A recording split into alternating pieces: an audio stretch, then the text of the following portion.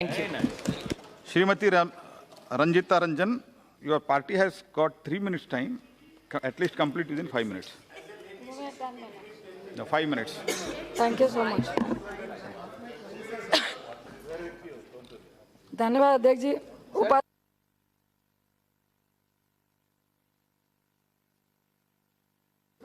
No, Venugopal. No, I'm sorry, you cannot intervene. You cannot intervene. I am talking to her, you cannot intervene. I'm sorry, you please continue. Only Ranjita Ranjan's speech will go on record. Sorry, you cannot intervene like this. You are aspiring on the chair. You are throwing aspirations on the chair. I'm sorry. No, please continue. I'm sorry. I have told whatever I wanted to tell. What is the direction of the speaker? I have told. Mind your language. What do you mean? Please continue. क्या करूं यार? Please sit down. No, please continue your speech.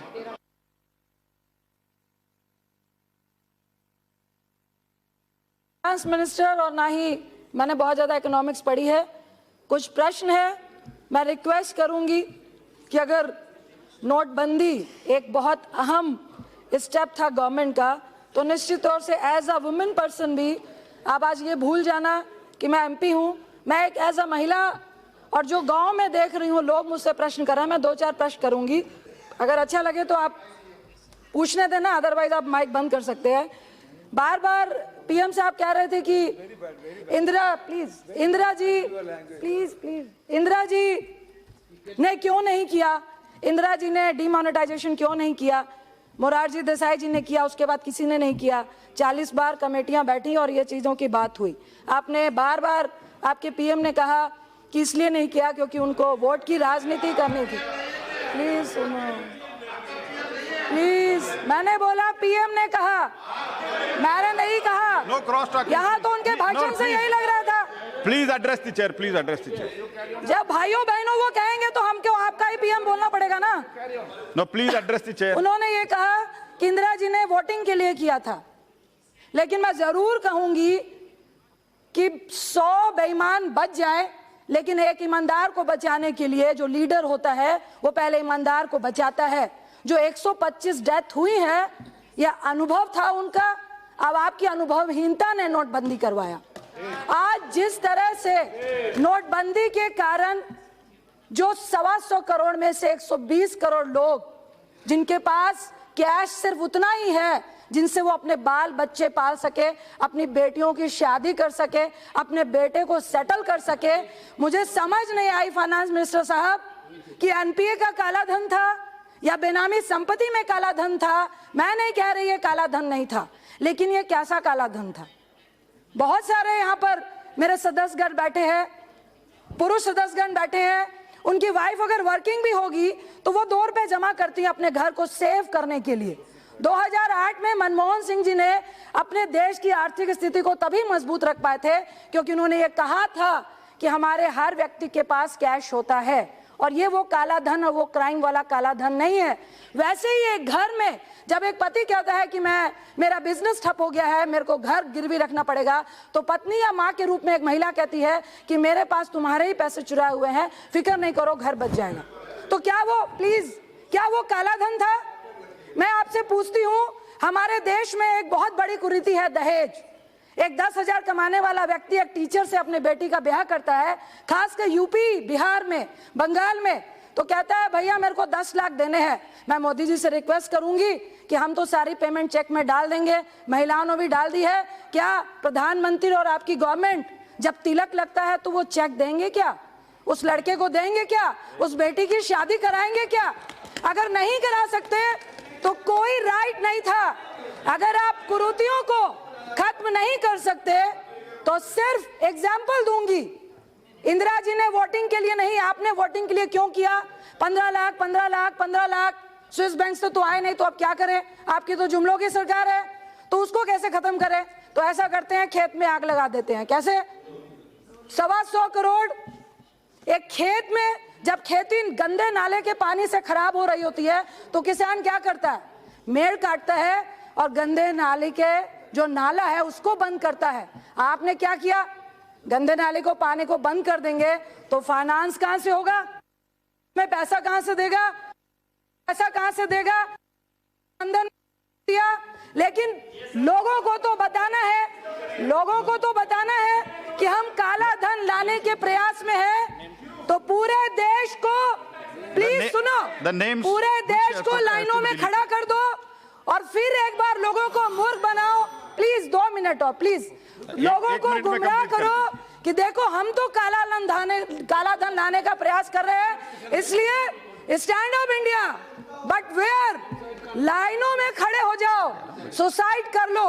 और हमारा मंत्री कहेगा यही चोर है जो लाइनों में खड़े हैं। ये मैं नहीं कह रही, आपके मिनिस्टर ने कहा। मैं आपसे पूछती हूँ, दर्जी के पास आप कपड़े सिलाने जाते हैं तो दर्जी क्या करता है? पहले नाप लेता है या कपड़े सिल देता है? दर्जी पहले नाप लेता है फिर कपड़े सिलता है। आपने पहले नोटबंदी की, फिर एटीएम का नाप लेते फिर रहे थे, इसलिए लोग लाइनों में खड़े हुए थे। मैं अपना नहीं, जो अर्थशास्त्री हैं उनका एग्जाम्पल देती हूं। उन्होंने कहा कि आपके सामने जो काला धन था इसको हम भी एक्सेप्ट करते हैं, लेकिन आपकी आंखों के सामने उन्होंने बैंक में अपना काला धन डाल दिया। जो कम से कम ब्लैक मनी कहलाता था आज वो व्हाइट मनी कहला रहा है। कैसे? बड़े उद्योगपति 2000 एम्प्लॉइज हैं। शायद मैं बहुत पढ़ी लिखी नहीं हूं, मुझे समझ नहीं आ रहा, लेकिन लोग ये कह रहे हैं और ये फैक्ट है। और प्रोफेसर अरुण जी ने भी कहा कि उन्होंने 6 मंथ की तनख्वाह दे दी अपने एम्प्लॉइज को। एम्प्लॉइज मोदी जी से तो कहने जाएंगे नहीं, क्योंकि मोदी जी पेट में भोजन नहीं दे रहा है, उनका बॉस उनको भोजन दे रहा है। अगर उसकी 50,000 20,000 तनख्वाह है और 6,000 उसको एडवांस दे दिया तो सारे पुराने नोट 2.5 लाख तो उसने जमा कर दिए। अब जो उसको नए नोट आएंगे तो वो मालिक ने अपने, कम से कम उनका अंदाजा है कि 2.5 से 3 लाख करोड़ रुपए आपकी नजरों के सामने बैंक में वाइट हो गए। और आप कहते हैं कि हम जनधन अकाउंट से निकालेंगे। मैं पूछती हूँ कैसे निकालेंगे? मैंने भी 2 लाख जमा किए, क्या कर लोगे? मेरे जमा थे पैसे। मेरी बेटी ने, मेरा बेटा स्पोर्ट्स पर्सन है, प्लीज 2 मिनट, स्पोर्ट्स पर्सन है, उसको मिलते हैं क्रिकेट के, उसने 2 लाख रखे थे, जमा कर दिए, क्या चेक करोगे? जनधन अकाउंट की बात करता हूं, मैं एक एग्जांपल देती हूं फाइनेंस मिनिस्टर साहब।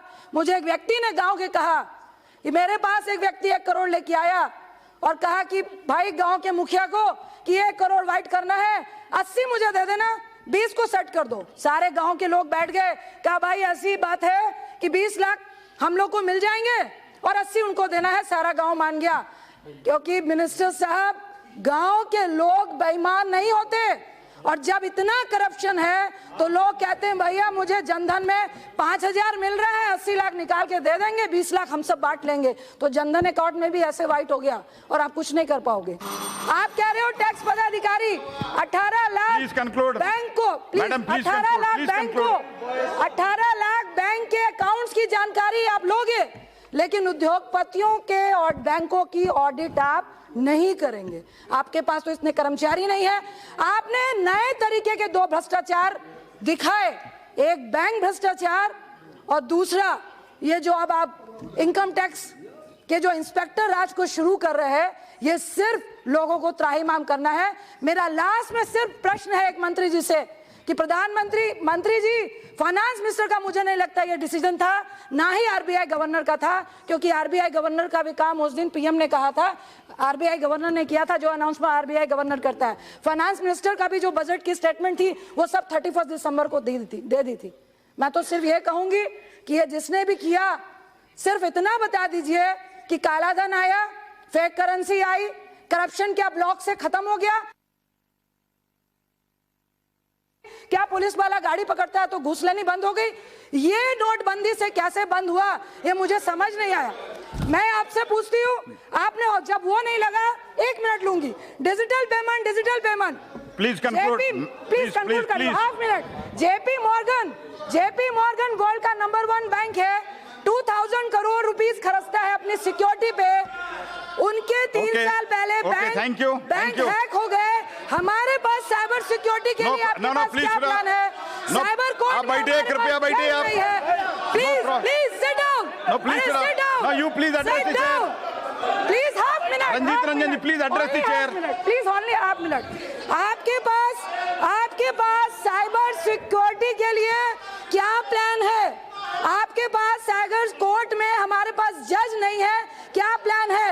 बैंक के सर्कुलर में अगर आपका एटीएम हैक होता है और आपके पैसे कोई निकाल के ले जाता है तो बैंक उसका जिम्मेदार 90% तक नहीं है।